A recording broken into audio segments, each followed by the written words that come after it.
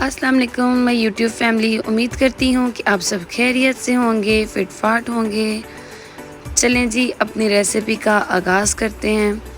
आज मैं बनाने लगी हूँ चिकन ब्रेड बनाने लगी हूँ आज मैं। और इसके लिए मैंने 30 सेकंड्स पानी को गर्म किया था और वो थोड़ा ज़्यादा गर्म हो गया था, तो उसमें मैंने थोड़ा सा सादा पानी मिक्स किया।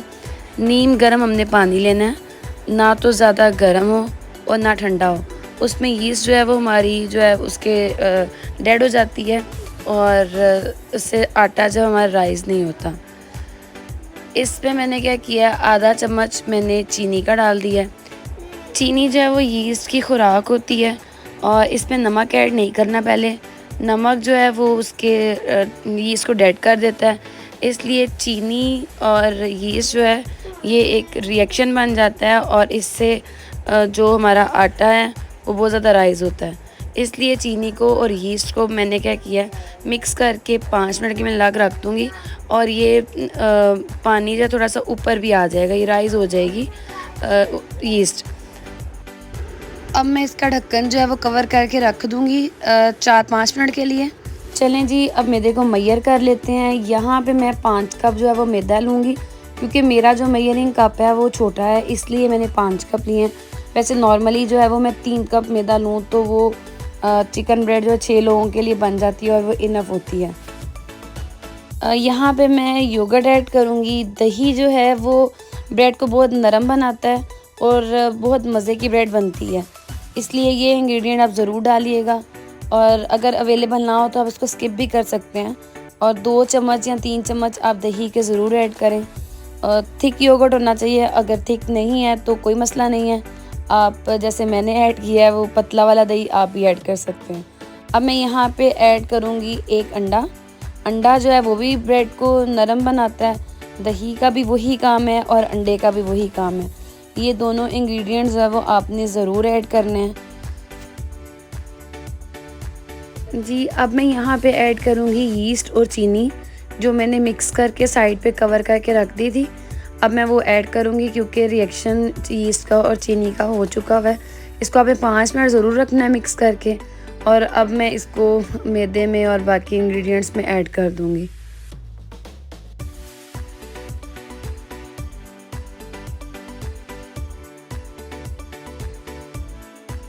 अब मैं यहाँ पे मैदे को अच्छी तरह से मिक्स कर लूँगी और जिस तरह हम नॉर्मली आटा गूँथते हैं उसी तरह जो है वो मैं आटा गूँथ लूँगी। अब मैं यहाँ पे ऐड करूँगी 4 टेबलस्पून ऑयल के ऐड करूँगी। और एक पॉइंट जो मैं रिकॉर्ड करना आई थिंक भूल गई थी, और वो उसमें आपने 1/4 टीस्पून जो है वो नमक का ज़रूर ऐड करना है। वो आपने आटे में ऐड करना है, यीस्ट में ऐड नहीं करना। अब हम इसको अच्छी तरह से गूँध लेंगे। स्लैब पे काउंटर पे रख के हम इसको गूँधेंगे और जैसे ही काउंटर के साथ आटा नहीं चिपकेगा और हमारे हाथों के साथ नहीं चिपकेगा, तो इसका मतलब है कि हमारा आटा जब वो अच्छी तरह से गूँध चुका है। फिर इसको हम बाउल में डाल के एक इसको 2-2.5 घंटे के लिए रख देंगे राइस होने के लिए। आटा जो है हमारा गूँध चुका है। अब मैं इसको क्लिंग रैप के साथ कवर करके अच्छी तरह से एयर टाइट करके और मैं इसको रख दूँगी 2-2.5 घंटे के लिए। चलें जी, अब दूसरी तरफ जो है हम इसका मिक्सचर जो है वो रेडी कर लेते हैं। अब जो है मैंने लिया है आधा किलो गोश्त लिया है मैंने, उसको मैंने बॉईल करने के लिए मैं रख दूँगी। पानी जो है वो मैंने पहले ही ऑलरेडी बॉईल करने के लिए रख दिया है चूल्हे पे। और इसमें अब मैं चिकन को ऐड कर दूँगी और साथ थोड़ा सा नमक ऐड कर दूँगी। यहाँ पे चिकन जो है वो हमारी ऑलमोस्ट बॉईल हो चुकी हुई है और दूसरी तरफ जो है हम इसको बाउल में निकाल के रख लेंगे। अब जब मैंने ये एक प्याज लिया है और एक जो है मैंने शिमला मिर्च ली है और इसको मैंने लंबा लंबा काट लिया है। चलें जी, अब चिकन को हम शेड कर लेते हैं, छोटे छोटे बिल्कुल बारीक रेशे हमने इसके करने हैं, वो कर लेते हैं। यहाँ पे मैंने 2 से 3 चम्मच जो हैं वो ऑयल के लिए हैं और उसमें मैंने थोड़ा सा प्याज ऐड किया है और इसको हल्का सा इसका कलर चेंज करेंगे। जैसे ही इसका कलर चेंज होगा तो हम उसमें मैदा ऐड कर देंगे। अब मैं इसमें 1 कप जो है वो दूध का ऐड करूँगी और इसको अच्छी तरह से मिक्स कर लूँगी ताकि कोई लम्स ना रह जाए। सॉस जो है हमने बना के रख ली है। अब दूसरे पैन में 2 चम्मच मैंने ऑयल लिया है और उसमें मैं चिकन को फ्राई करूँगी।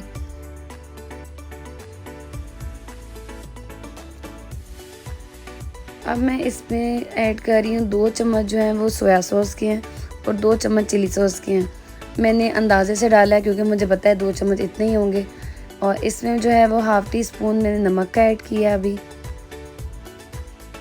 अब मैं इसमें अपने वेजिटेबल्स हैं वो ऐड कर दूँगी, शिमला मिर्च और प्याज जो मैंने ऑलरेडी काट के रखा हुआ था। इसमें आप थोड़ा सा अपना प्यार भी ऐड करें तो खाने का मज़ा और आएगा और खाने वालों को भी मज़ा आएगा। अब मैं यहाँ पे ऐड कर रही हूँ हाफ़ टी स्पून जो है वो काली मिर्चों का ऐड कर रही हूँ और हाफ़ टी स्पून जो है वो दादरी मिर्चों का मैं ऐड कर रही हूँ और इसको अच्छी तरह से मिक्स कर लूँगी। और ये हमारा ऑलमोस्ट रेडी हो गया मिक्सर। और अब हम चलते हैं अपनी फिलिंग की तरफ। ये देखें आटा जो है वो कितना राइज़ हुआ है, वो ऊपर तक फूल कर आया हुआ है। और चलें जी अब हम इससे रोटियां बनाते हैं, अपनी डो को बेलते हैं। इसको अपने काउंटर पे रख कर 2 से 3 दफ़ा इसको मल लें ताकि जो आटे में एयर है वो निकल जाए।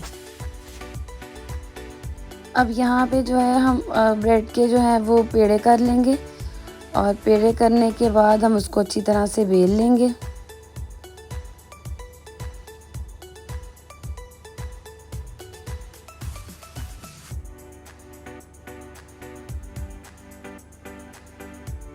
और यहाँ पे जो है मैंने 1 चम्मच जो ऑयल का डाला है और बेकिंग ट्रे को मैंने अच्छी तरह से ग्रीस कर लिया है। और यहाँ पे मायोनीज़ ऐड किए हैं और केचप थोड़ा सा ऐड किया है। और यहाँ पे अब मैं जो मिक्सर मैंने रेडी किया था अब वो मैं मिक्सर ऐड कर दूँगी और इसको बंद कर देंगे। और आप ये तरीका देख लें, आपने भी इसी तरह ही बंद करना है। साइड से पानी लगाने की ज़रूरत नहीं होती क्योंकि ये आटा जो है वो पतला होता है और इतना सख्त नहीं होता, तो इसलिए खुद ही बंद हो जाता है। इसको ज़्यादा वो पानी लगा के बंद करने की ज़रूरत नहीं होती, खुद ही चिपक जाता है ये।